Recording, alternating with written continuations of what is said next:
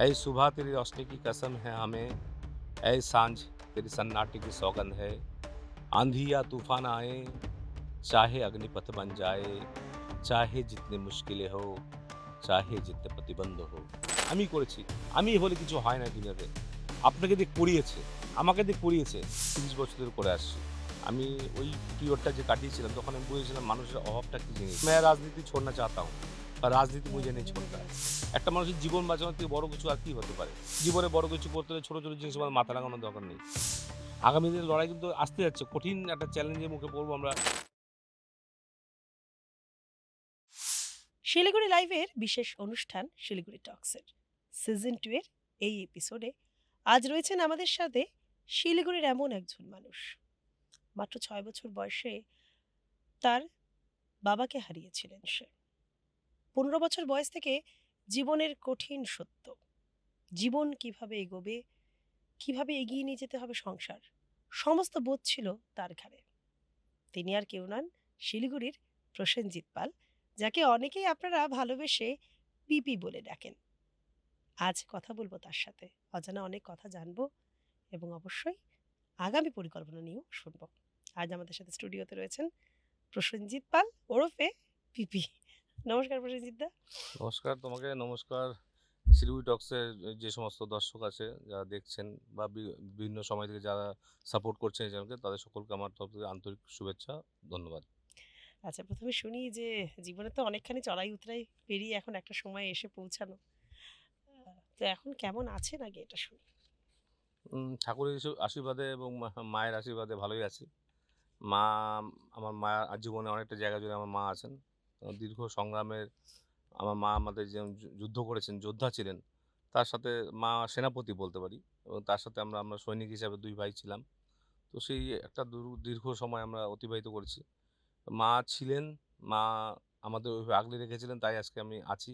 তাই আপনাদের এই স্টুডিওতে আসা, আমার এই কথা বলা, অনেক জানা কথা, অনেক অজানা কথা। আ মায়ের আশীর্বাদ ছাড়া আমরা কেউ কিছু নেই। মাত্র 6 বছর বয়সে বাবাকে হারানো, তারপরে 15 বছর বয়সে গিয়ে সংসারের টানা। তো সেই পুরো জীবনযুদ্ধের ইতিহাসটা যদি একটু সংক্ষেপে আমাদের বলেন, স্কুলিং কোথা থেকে? উম ৬ বছর বয়সে বাবাকে হারিয়েছিলাম এবং হারানোর সাথে, সাথে চেনা মুখগুলো, পরিচিতি, আত্মীয়স্বজন কেমন জানি সব অপরিচিত হতে লাগলো। হুম। এবং তখন থেকেই আমি বুঝতে শিখে গেছিলাম যে জেদ করা যাবে না, আবদার করা যাবে না। কারণ আমি যদি জেদ করি, আবদার করি মায়ের কাছে, মা আমার সেই জেদটা পূরণ করতে পারবেন না। কিন্তু কষ্ট পাবেন।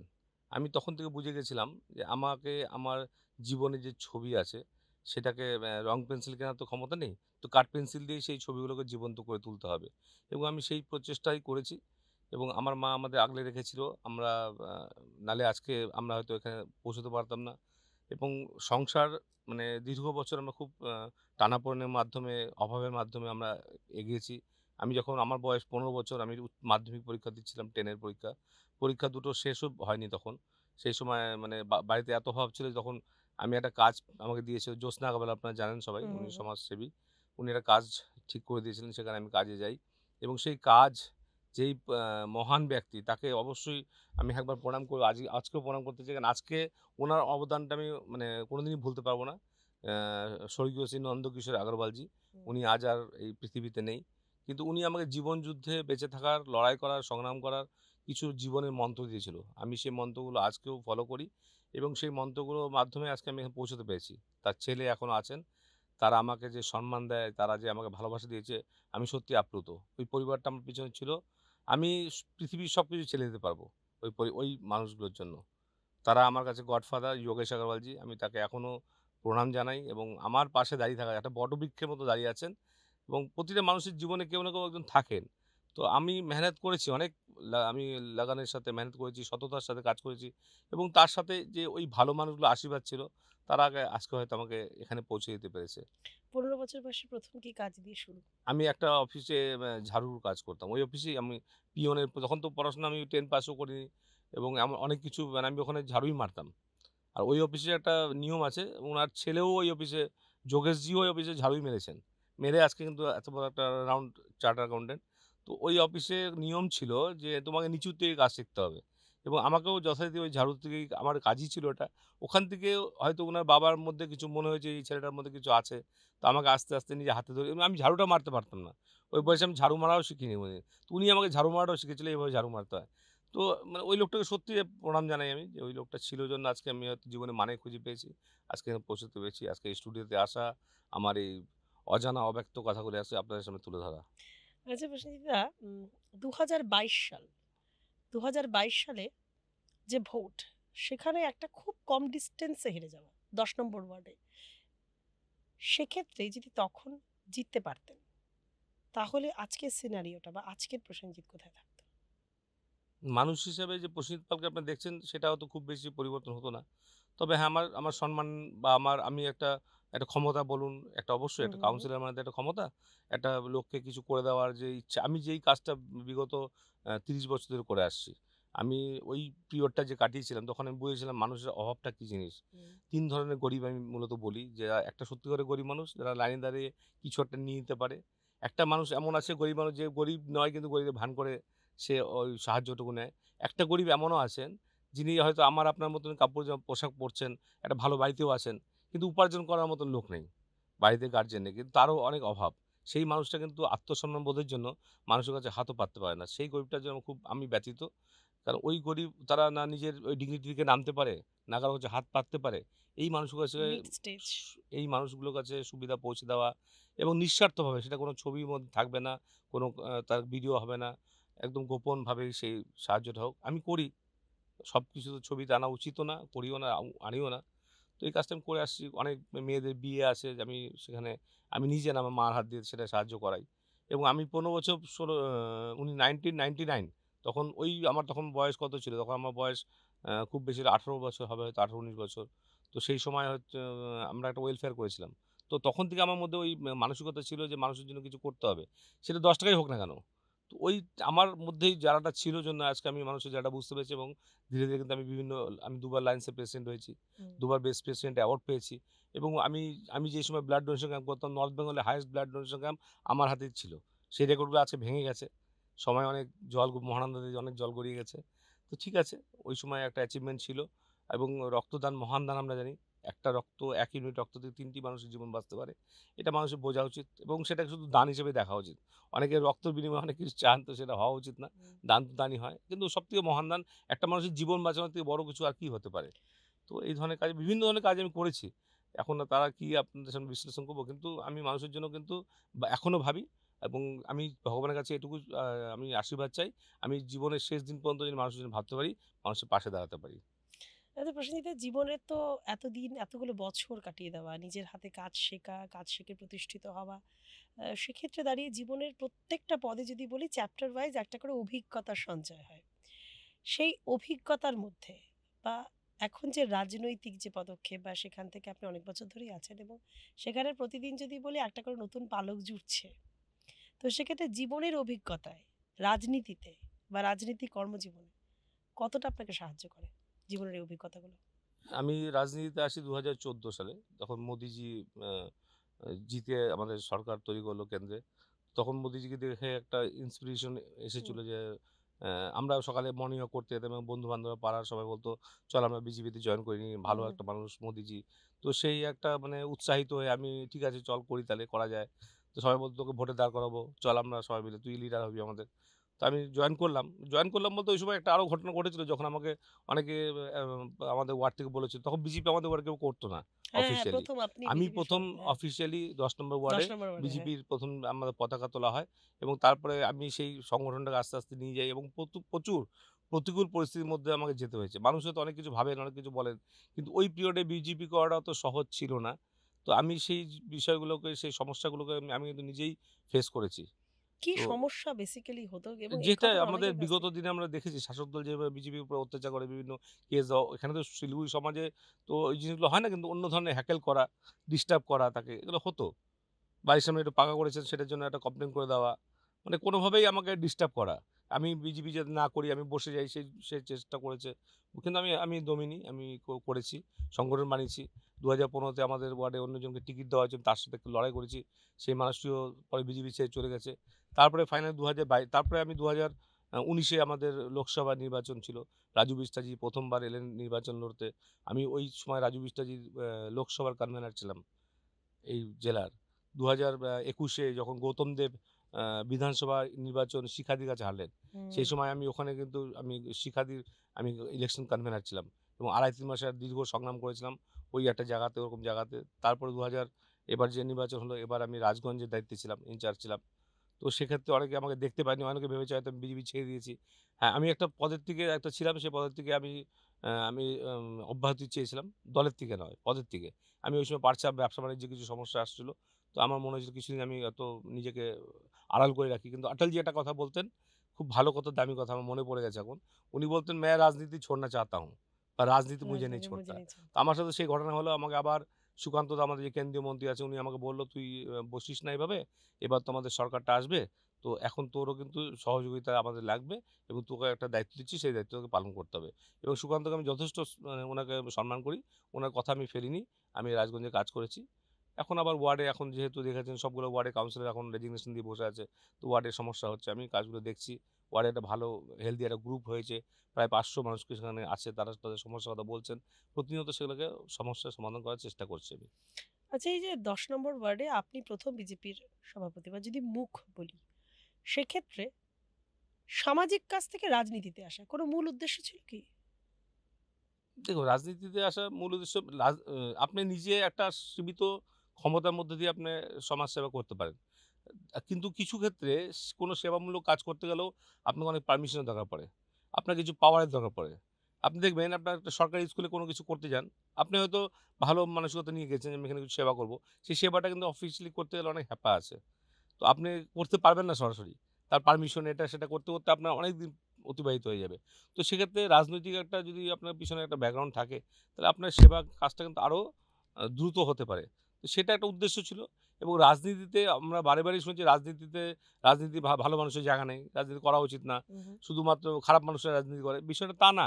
আজকে আমাদের দেশে প্রচুর ভালো, ভালো নেতা আছেন এবং আমাদের শিলিগুড়িতে দেখুন, আমাদের এখানে শঙ্করদা আছেন, আমাদের আনন্দময় বর্মণ আছেন এবং যারা আজকে শিখারি আছেন, দুর্গাদা আমাদের এই জেলার মধ্যে যারা আছেন, তারা প্রত্যেকটা মানুষ ভালো মানুষ। অতি সাধারণ জীবনযাপন করছেন। আজকে শঙ্করদা মন্ত্রী, কিন্তু স্কুটারে ঘুরে বেড়াচ্ছেন। উনি চাইলে একটা সিকিউরিটি নিয়ে সবসময় ঘুরতেই পারে। কিন্তু আনন্দকে দেখুন, একটা হাওয়াই চটি পরে আজকে ঘুরে বেড়ায়। তো এই মানুষগুলোকে দেখে নিজেকে নিজে উদ্বুদ্ধ হই এবং তাদের থেকে কিছু শেখার, নেওয়ার চেষ্টা করি। যে আগামী দিন যদি কোনো সেরকম ভগবান যদি কোনো সুযোগ দেয়, তাহলে কিন্তু আমি আরো ওর থেকে বেশি বেটার করে দেখাবো। এই যে একটা এদের দেখে ইন্সপিরেশন, সত্যি কথা আমাদের দলে এরকম লোক আছে যে তাদেরকে দেখে আমরা ইন্সপায়ার হতে পারি। এটাও কিন্তু অনেক ভাগ্যের বিষয়। তো আবার খারাপ মানুষও পাবেন আপনি তার মাঝে। তো সব মিলেমিশেই থাকবে। রাজনীতিতে একবারে ১০০% ভালো মানুষ থাকবে না, ১০০% খারাপও থাকবে না। এই পৃথিবীতে এখনো ভালো মানুষের সংখ্যা অনেক বেশি আছে। যার জন্য পৃথিবীটা কিন্তু এখনো সুস্থভাবে চলতে পারছে। যেদিন এই ভালো মানুষের সংখ্যা একদম কমে যাবে, হুম। সেদিন পৃথিবী ধ্বংস হয়ে যাবে। আমি মনে করি। আচ্ছা, কিছু অজানা তথ্যে আমরাও কিছু খবর রাখি যেটার জন্য জানা গিয়েছিল যে সুস্মিতা কবিতা লেখেন। হুম। কেন প্রকাশ হয়নি বই বা কেন লেখেননি, নাকি একটা লজ্জা আছে বা কুণ্ঠাবোধ না, কিসের থেকে? বিষয়টা তা না। বিষয়টা হচ্ছে 98 থেকে আমি লেখালেখি শুরু করি। তখন তো ওই ছড়া আকারের কবিতা লিখতাম। তো আস্তে সেই কবিতাগুলো একটা জায়গা পেতে শুরু করলো। কিন্তু আমি কোনোদিন ছাপিনি এই কারণে যে একটা কবিতা আমি পাঠ করছি, আমার বন্ধুদের শোনালাম। আমি আমি যাকে যারা আমাকে পছন্দ করে তাদেরকে শোনালাম। তারা জিনিসটাকে তাদের মতন করে নেবে। কিন্তু যখন আমি কোনো বইয়ের আকারে বাইরে নিয়ে আসবো, তখন সেই কবিতা নিয়ে অনেক সমালোচনা হতে পারে। কারণ আমার চিন্তাধারা একরকম। হুম, হুম। তবে এটাও ভুল আমার। বই একটা ছাপানো উচিত। তবে আমি ভেবেওছি হয়তো বছর ২ একের মধ্যে একটা বই বের করব আমি। তো কবিতা আমি লিখেছি, প্রায় ৩০০ র উপরে কবিতা লিখেছি এবং কবিতা বন্ধুদের কিভাবে আপনার জীবনের সাথে জড়িত? কবিতা না, কবিতা এটা কথা ঠিকই যে আ বেশি দুঃখের থেকে কবিতাগুলো আসে। হুম। সেটা বিভিন্ন রকম দুঃখ থাকতে পারে। আমার জীবনে আমার ওই যে ১৫ টা বছর যেখানে বাবা মারা গেল এবং আমি স্ট্রাগল করছি আমরা, ওই পিরিয়ডটা আমাকে এখনো কিন্তু আমাকে নাড়া দিয়ে যায়। হুম। ওই পিরিয়ডটা যে আমরা কিভাবে অতিবাহিত করেছি বাইরে থেকে দেখে মানুষ বুঝতে পারবে না। ওটা আমি ফিল করি, আমার মা ফিল করে, আমার দাদা ফিল করে, আমার দাদা প্রতিবন্ধী। আমরা ফিল করি যে ওই পিরিয়ডটা আমরা কিভাবে পার করেছি। সত্যি প্যাথেটিক। কোনো মানুষের জীবনে এরকম পরিস্থিতি না আসুক। কিন্তু ভগবান ছিল আমাদের সাথে। আমরা সততার পথে ছিলাম এবং মা আমার খুব ভালো। মায়ের বিভিন্ন কথাগুলো মা যেগুলো বলতেন সেগুলোকে আমি মানার চেষ্টা করেছি এবং তাতে সাকসেস এসছে লাইফে। ধৈর্য ধরলে, সময় দিলে সাকসেস আসতে বাধ্য। এসছে। আরও হয়তো দূরে যাওয়ার আছে, যাবো। কবিতা তখন থেকে আমার লেখা শুরু হয়েছে। বিশেষত ওই মনের কষ্টগুলোকে কোথাও তো একটা ব্যক্ত করতে হবে। দুটো সেই লাইন একটু শোনা যাক আ দর্শকদের, হ্যাঁ, দর্শকরাও ঠিক আছে, শুনুক, শুনিয়ে আমরাও দিচ্ছি। শুনি। আমি তো বাংলাতেও লিখেছি, হিন্দিতেও কিছু লিখেছি। আমি হিন্দির একটা কবিতা আছে, ওটা শুনিয়ে দিই। ওটা দিলে আজকের এই মুহূর্তে আপনি যেটা জানতে চাচ্ছেন বা আমি যেটা বলছি তার সাথে রিলেট করতে পারবে। হুম, হুম। ऐ सुबह तेरी रोशनी की कसम है हमें, ऐ सांझ तेरी सन्नाटे की सौगंध है। आंधी या तूफान आए, चाहे अग्निपथ बन जाए, चाहे जितनी मुश्किलें हो, चाहे जितने प्रतिबंध हो, जब हम साथ निकल पड़े, जब कर ले हम संकल्प तो चट्टानों को तोड़ डाले, नया सवेरा लाए हम। नजरें घुमाए चारों ओर, कितनी हाहाकार है देखो, कितने बच्चे भूखे सोए, आंसुओं की धारा देखो। चलो मिलके शपथ कर ले, रोना नहीं अब हंसना है। चलो मिलके प्रण कर ले, नया सवेरा लाना है, नया सवेरा लाना है। বিউটিফুল, কি সুন্দর। জীবনের অভিজ্ঞতা থেকে কত ধরনের কথা বা কত ধরনের পংক্তি আমাদের জীবনে আসে। এবার একটা বইয়ের অপেক্ষায় কিন্তু আমরা থাকলাম। আশা করি হয়তো ১-২ একটা বছর মধ্যে বইয়ের পেয়ে যাবেন। অপেক্ষায় থাকলাম এবং সেই এডিশনটা কিন্তু একটা আমার চাই। এবং দর্শকরা আশা করি যারা দেখছেন তাদেরও এই একটাই থাকবে যে একটা এই লাইনগুলো যেন একটা বইয়ের আকারে বেরিয়ে আসুক। আচ্ছা, বিভিন্ন সামাজিক কর্মকাণ্ডের সাথে যুক্ত সমাজসেবা শুধুই কি নিজেকে প্রতিষ্ঠিত করার একটা মাধ্যম? নাকি সেটার পিছনে কোনো উদ্দেশ্য থাকতে পারে? সৎ উদ্দেশ্য উদ্দেশ্য? অবশ্যই আছে। সমাজসেবার পিছনে ভালো উদ্দেশ্য আছে, খারাপ উদ্দেশ্য আছে। অনেক সময় দেখা যায় সমাজসেবাটা শুধুমাত্র প্রচারের একটা প্রচার খালি। হুম, আবার সমাজসেবাটা একটা উদাহরণ হতে পারে। আপনি কিভাবে নিচ্ছেন সেটা আপনার উপরে ডিপেন্ড করবে। সমাজসেবা করছেন বা অনেকের কাছে অনেক সুবিধা আছে, সে দিতে চায়। কিন্তু সঠিক লোকের কাছে পৌঁছতে পারে না এবং সঠিক ওয়েটা জানে না যে কিভাবে করব, কি করব। একটা মানুষ কোনো একটা সেবামূলক কাজ করলো এবং সেটা কিন্তু সমাজকে একটা মানে সমাজকে একটা মেসেজ দেওয়া যে আপনারাও করতে পারেন। আমরা করেছি, আপনারা করতে পারেন। তো এইটা দুভাবেই হয়। কেউ আছে খালি শুধু ছবি তোলার জন্যই এটা করছেন। আবার কেউ আছেন যে সত্যি করে স ভালো মনে করছেন এবং মানুষের কাছে পৌঁছে দিতে যাচ্ছেন এই সেবামূলক কাজটা, যাতে আরো ১০ লোক তাতে ইন্সপায়ার হয়ে সেই কাজটা করতে পারেন। অনেকেই বলেন আপনি আনন্দময় বর্মন, হ্যাঁ। যেটা আমাদের পরিবহন এবং আ অর্থ প্রতিমন্ত্রী আ আনন্দদার খুব কাছের লোক। সেক্ষেত্রে এটা চ্যালেঞ্জ নাকি আশীর্বাদ নাকি ঘনিষ্ঠতা নাকি সমস্যা? আ দুটোই আছে। আনন্দময় বর্মন আমার আ আমি ওকে মানে ও আমার থেকে কিন্তু বয়সে অনেকটা ছোট আছে। আমাকে এখন দাদা বলেই ডাকে। ও এখনো বদলায়নি। আমি চাই ভগবানের কাছে এটা ও আর যদি না বদলায়, আশা করি বদলাবে না। যেমন ২০১৯ সালে থেকে আনন্দময় বর্মনের সাথে আমি আছি এবং রাজনৈতিক ওঠাপড়ার মধ্যে কোনো সময় একটা পরিস্থিতি এসেছিল যখন আ আমাকে একটা সমস্যায় পড়তে হয়েছিল রাজনৈতিকভাবে। হুম, তো একটা তখন কোণঠাসা করার একটা একটা ব্যাপার কোণঠাসা আছে। করার একটা হুম, হুম। প্রয়াস হয়েছে ২০১৯ সালের নির্বাচনের সময়। তো এই সেই ব্যাপারটা সময় যদি একটু বলেন। এই ব্যাপারটা এটা দলীয় বিষয়, তো না বললেই ভালো। হয়েছিল একটা বিষয়, কারো সমস্যা হচ্ছিল। বাট এই সময় আনন্দময় বর্মন কিন্তু আমার পাশে দাঁড়িয়েছিল একমাত্র। তো আচ্ছা। তার ওই ঋণটা আমি কোনোদিন ভুলতে পারব না। আনন্দময় বর্মন মানুষ হিসেবে যেমন সব দিক দিয়ে মানুষ, ও যোগ্য মানুষ। আমি বারে, বারে বলি সত্য যুগের মানুষ ভুল করে কলিযুগে জন্ম হয়ে গেছে। ওর মতন মানুষ হয় না। তো ওই একটা বিষয় আছে। ২য় বিষয় যেটা আছে যে আনন্দময় বর্মনের সত্যিই কাছের মানুষ আমি, মনের মানুষ। কিন্তু তার থেকে কোনো এক্সপেকটেশন নেই আমার। কিন্তু একটা আমার জন্যও চ্যালেঞ্জ এখন। যেহেতু আমি আনন্দর কাছের মানুষ, এটা সৌভাগ্য। আবার আমারও কোনো কাজ, আমার দ্বারা এমন কোনো কাজ ভগবান না করুক কোনো সময় করে ফেলি, যার জন্য আনন্দের উপরে কোনো দাগ লাগে, সেটাও আমি চাই না। তার জন্য নিজেকে অনেক সামলে রাখতে হয়, যাতে আমার জন্য আনন্দের উপরে কোনো দাগ লাগে। ও অনেক উপরে যাক আমি চাই। ও সত্যিই যোগ্য ব্যক্তি এবং আশা করি আগামী দিনে আমরা অনেক উঁচু তাকে দেখতে পাবো এবং আমার ব্লেসিংসই আছে। ছোট যেহেতু আমার তো ব্লেসিংস ওর উপরে থাকবে এবং ওর যে আমাদের পাশে থাকার যে ও আমাদের সাথে থেকেও কিন্তু খুব এনজয় করে। সময় এখন খুব কম পাই। আগে আমরা মাঝে, মাঝে ও খুব পাহাড় প্রেমী। পাহাড়ে ঘুরতে ভালোবাসে, জঙ্গলে ঘুরতে ভালোবাসে। মানে খুব সাদামাটা জীবন। সিম্পল জায়গায় খেতে ভালোবাসে। কাপড় জামা হুম। পরার কোনো ইয়ে নেই। ভালো ছেলে। আমি চাই এইভাবেই আমাদের বন্ধুত্ব যেটা আছে আজীবন থাকুক এভাবে। আশীর্বাদ থাকুক ভগবানের, আমরা যেন সারা জীবন এভাবেই কাটাতে পারি। সামাজিক কাজ করা, রাজনৈতিক কাজ করা, নিজের কাজ করা সমস্তটার পিছনে শ্রেষ্ঠ অবদান কার দেবেন? বাড়ির নাকি বন্ধু-বান্ধবদের নাকি পরিবারের লোকের নাকি কাছের লোকের? কার অবদান সবচেয়ে শ্রেষ্ঠ মনে হয়? মা ছাড়া। মায়ের অবদানের কোনো তুল্য হয় না। মায়ের অবদান মা যে অবদান দিয়েছে সেটা বললেও হয়তো মানে খুব কম। আমি ২ টা নাম অলরেডি বলে দিলাম। জ্যোৎস্না আগরওয়ালের কথা বলেছিলাম। ওই কাজটা ওই সময় ৳৫০০ যে চাকরিটা পেয়েছিলাম, ওটাও কেউ করে দিচ্ছিল না ওই কাজটুকু। সেটা জ্যোৎস্নাদি করেছিল। জ্যোৎস্নাদিকেও কিন্তু আমি আমার একটা মা ভাবি। আমার ৩ টে মা আছে। আমার নিজের খুব ভালো মানুষ। যে জন্ম দিয়েছেন সেই মা, জ্যোৎস্নাদিকে আমি একটা মা ভাবি এবং যোগেশদার যে মা আছে, তাকেও কিন্তু আমি মা ভাবি। আমার ৩ টা মা আছে। তো ৩ টা মায়ের আশীর্বাদ আমার মাথার উপর আছে। জিনিসটা অত সহজ না কিন্তু। আমার সাথে সবাই পেরে উঠবে না। ৩ টা মায়ের আশীর্বাদ আছে। তো বিষয়টা এরকম আছে যে আমি আজকে মানে এই মানুষগুলোর মধ্যে কিছু বন্ধু পেয়েছিলাম আমি। আমার ছোটবেলা থেকে আমার পারভারিশটা যে হয় সেটা একটা মারবাড়ি সার্কেলের মধ্যে হয়। উনাদের জীবনশৈলী, উনারা কি ভাবেন, কিভাবে চিন্তা করেন, হুম, উনাদের ভিশনটা কি? আমি এটা খুব ভালো করে অবজার্ভ করেছি এবং খুব পজিটিভিটি আছে উনাদের জীবনশৈলীর মধ্যে, বেঁচে থাকার ধরনের মধ্যে। ঠিক আছে? তো মানে লাইফে যদি গ্রোথ করতে হয়, কিভাবে এগিয়ে যেতে হবে, কোন দিকে ফোকাস করতে হবে, কোনটার দিকে না ভাবা উচিত না। যেরকম যোগেশদার বাবা একটা কথা বলতেন, "জীবনে বড় কিছু করতে হলে ছোট, ছোট জিনিসে তোমার মাথা লাগানোর দরকার নেই। তো তাহলে তোমার ফোকাস থেকে তুমি ডাইভার্ট হয়ে যাবে।" তো এই যে ছোট, ছোট বিষয়গুলো, এগুলো আপনি কিভাবে নিবেন আপনার উপরে ডিপেন্ড করে। আমি নিয়েছি এবং আমি পজিটিভিটি পেয়েছি তার মধ্যে। তো কিছু বন্ধু পেয়েছিলাম আমি লাইফে। আমি কাজের পরেও এই যে সামাজিক ক্ষেত্রে যে আমার অগ্রতি হলো, আমাকে লোকে চিনলো, জানলো। আমার ২-৪ টা বন্ধু আছে, যারা আমাকে কিন্তু খুব সহযোগিতা করেছে। ওই সময় আমাকে ওখান থেকে তুলে নিয়ে এসে তাদের মাঝখানে রেখে আমি হয়তো তাদের যোগ্য ছিলাম না। কিন্তু তবুও আমাকে কিন্তু তারা ভালোবেসে আমাকে একটা হুম। জায়গা দিয়েছে, আমাকে একটা প্ল্যাটফর্ম দিয়েছে। যেখান থেকে আমি নিজের মেহনতে আজকে এই জায়গায় আসতে পেরেছি। তো আমি যেহেতু আমার লাইনটা ঠিক ছিল, অনেস্টি ছিল। আমি কোনোদিন কাউকে ঠকাইনি জীবনে কোনোদিন। আমি এটা পছন্দ করি না। আমি মনে করি ভগবান আমাকে যেটা দিয়েছেন সেটা আমার জন্য যথেষ্ট। আমি না তো সোনার কোনো বিস্কুট খাবো, না সোনার কোনো রুটি খাবো।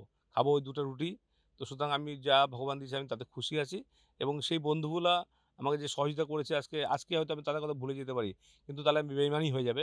আমি তাদেরকে সারা জীবন মনে রাখতে চাই এবং যেকোনো সময় যেকোনো প্ল্যাটফর্মে দাঁড়িয়ে সেই মানুষগুলোর নাম আমি অকপটে একদম স্বীকার করে নেব। তারাই আমার লাইফে আজকে মূল কারিগর। তাদের জন্যই আজকে আমি আপনাদের এখানে বসে আছি। ভগবান দেখেন মা সুযোগ দেওয়াটাও অনেক বড় বিষয়। হুম। ভগবান সবাইকে সুযোগ দেন না কিন্তু। আমরা অনেক সময় বলি গর্ব করে, "আমি করেছি, আমি করেছি।" আমি বলে কিছু হয় না এই দুনিয়াতে। আপনাকে দিয়ে করিয়েছে, আমাকে দিয়ে করিয়েছে। কোনো একটা কাজ মানে আমাকে যোগ্য মনে করেছে তাই করিয়েছে।